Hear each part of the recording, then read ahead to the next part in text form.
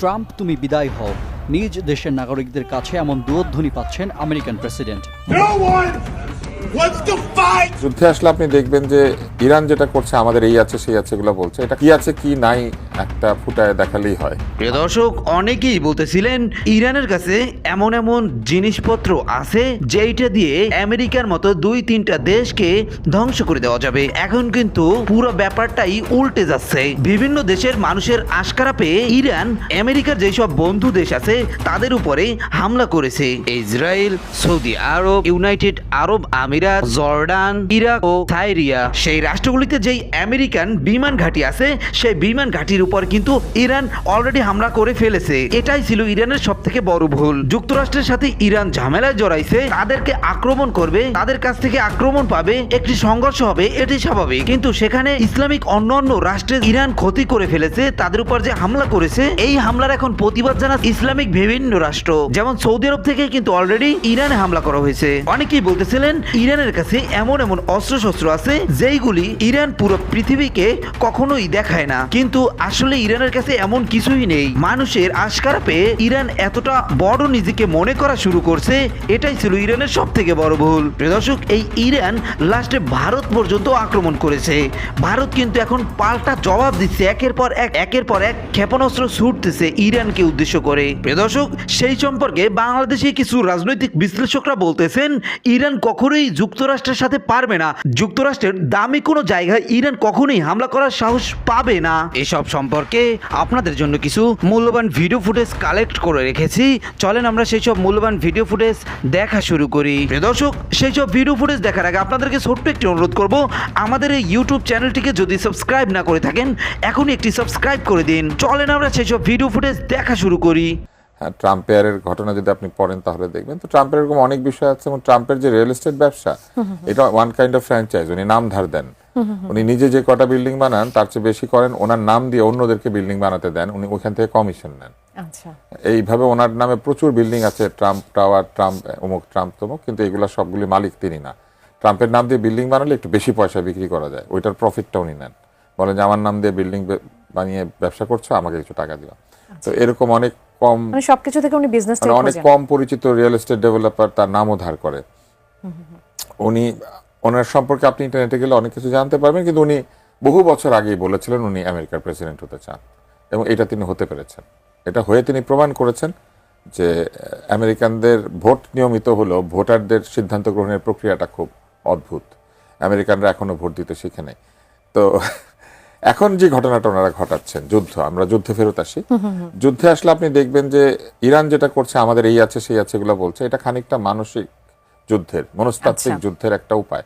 আপনি ভয় দেখাচ্ছেন, কি আছে কি নাই একটা ফুটায় দেখালেই হয়। মানে আপনি যদি মুখে বলেন যে আমার এটা আছে ওইটা আছে, তারপরে আপনি আর কিছু করলেন না। তো এরকম না হলে আমরা অপেক্ষা করব, যুদ্ধ যদি লম্বা হয় তাহলে দেখা যাবে, যদি লম্বা না হয় তাহলে তো দেখানোর আগে যুদ্ধ শেষ হয়ে যাবে। একটা বিষয় মনে রাখতে হবে যে ইরান ওই আর্ট অফ ওয়ারের নিয়ম অনুযায়ী খেলছে। যেমন মার্কিন যুক্তরাষ্ট্রের মূল ভূমিতে আক্রমণ করার সক্ষমতা ইরানের নাই, কিন্তু ইরান বেছে নিয়েছে ঘাঁটিগুলি। কারণ এই ঘাঁটিগুলি হচ্ছে মূলত নিরাপত্তা দেয় এই মধ্যপ্রাচ্যের রাজা শাসিত বা মনার্ক শাসিত দেশগুলিকে, এবং এই দেশগুলির আবার নিজের সেনাবাহিনীর তেমন সক্ষমতা নেই। আপনি জানেন নিশ্চয়ই যে কুয়েতের এয়ারফোর্সে আমাদের প্রচুর বাংলাদেশি কাজ করেন, জর্ডানেও একসময় পাকিস্তানিরা কাজ করতো, এবং জর্ডানের বাদশার দেহরক্ষী ছিল পাকিস্তানের লোকজন, এবং সেইখানেও আমাদের পাইলটরা কাজ করেছেন জর্ডানে। আমাদের যে একজন এইস পাইলট ছিলেন, যিনি এফডিসির এমডি ছিলেন, উনি কিন্তু জর্ডানে চাকরি করেছেন, এবং ওইখানে তিনি ভূপাতিত করেছেন ইসরায়েলি বিমান।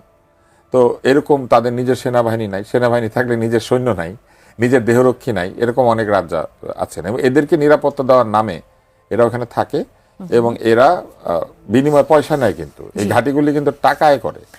এগুলির খরচ কিন্তু বহন করে ওই রাষ্ট্র, মানে আবুধাবিটা আবুধাবি, দুবাইটা দুবাই, বাহরাইনটা বাহরাইন, এরা পয়সা দেয়।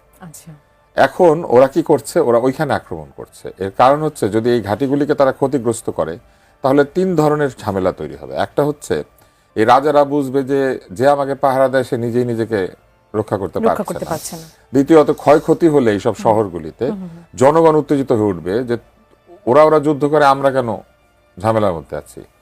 তারপরে ধরেন এই বুর্জাল আরব ধরেন একটু ফুটা হলো, কিংবা এই বুর্জাল খলিফা একটু বেঁকে গেল, এটা তো ওদের ন্যাশনাল প্রাইডে হার্ট করবে। আমেরিকা তাদের গত কত বছরের ইতিহাসে আমি যাই না এইভাবে পর্যদস্ত কখনো হয় না। এই যুদ্ধে আলটিমেটলি ট্রাম্পের পরাজয় হবে। এটা কিন্তু একটা অসম যুদ্ধ, বুঝছেন? অসম যুদ্ধ এই কারণে যে আপনি যদি সমরাষ্ট্রের হিসাব নিয়ে দেখেন, তাহলে একদিকে হলো আপনার ইরান, আর একদিকে হলো আমেরিকা এবং ইসরায়েল। এবং এই মধ্যপ্রাচ্যের সবগুলি রাষ্ট্র তাদের সাথে, তারা কিন্তু ওদের সাথে, মানে কার্যত এবং ইরান ইসরায়েলের সঙ্গে। একা হয়ে গেছে। ইরানের সঙ্গে কে আছে? আমেরিকা এবং ইসরায়েলের সঙ্গে। ইরানের সঙ্গে কে আছে ভাই? রাশিয়াও নামবে না, সরাসরি যুদ্ধে শুনেন, অংশ নিচ্ছে না। ইরানের কারণে ক্ষতি হচ্ছে কিছুটা রাশিয়ার এবং চীনের, কিন্তু এরা কেউ ইরানের সঙ্গে নামবে না। রাশিয়া নিজেই তার ওই নিয়ে ইউক্রেন নিয়ে মহাব্যস্ত আছে এবং সে ওইটা নিয়ে খুব ভোগান্তির মধ্যে আছে। চীন নামবে না। চীন হলো ব্যবসায়ী জাতি। চীন হলো যতক্ষণ ইরানের কাছ থেকে তেল কিনতাম কম দামে, এখন ইরান যদি না বেঁচে ঠিক আছে অন্য সবার মতো বেশি দামে কিনবো, আবার আরেকটা চোরাই পথ হিসেবে তখন রাশিয়া থেকে কিনবে, এই একটা অবস্থা। তো তার সঙ্গে কেউ নাই। এখন এই অবস্থায় ইরানের পক্ষে যে এতদিন ধরে টিকা আছে এটা অনেক বিরাট ব্যাপার। বাট ইন্টারেস্টিং বিষয়টাকে বলি, এই যুদ্ধে আলটিমেটলি ট্রাম্পের পরাজয় হবে। সেটা আমি বলি কেন পরাজয় হবে। মানে ট্রাম্প আসলে কি চেয়েছে?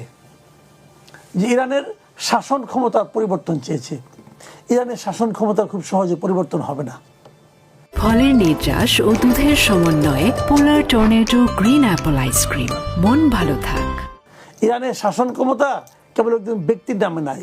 তারা ট্রাম্প মানে আমেরিকা যেভাবে এর আগে লিবিয়াতে সাফল্য দেখিয়েছিল, গাদ্দাফিকে সরাই দিয়েছে, গাদ্দাফির শাসন ব্যবস্থা চুরমার হয়ে গেছে।